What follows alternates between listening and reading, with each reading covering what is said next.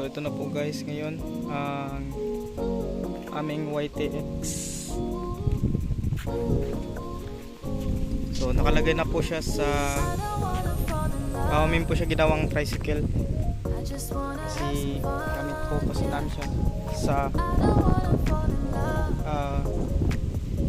mga karga-karga.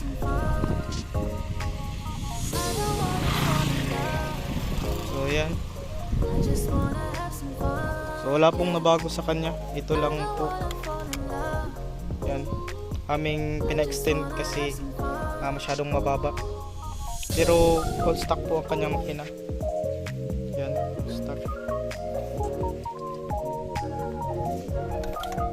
So yan, kanyang pinakbo 78,000. So goods pa naman. Maganda pa naman ang kanyang makina. At wala masyadong aberya.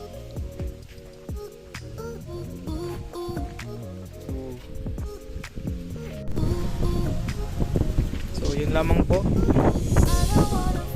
Dito tayo ngayon sa Dayuan, diba?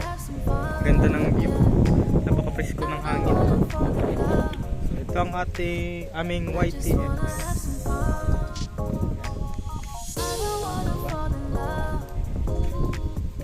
Kaya sa mga gustong bumili ng YTX dyan,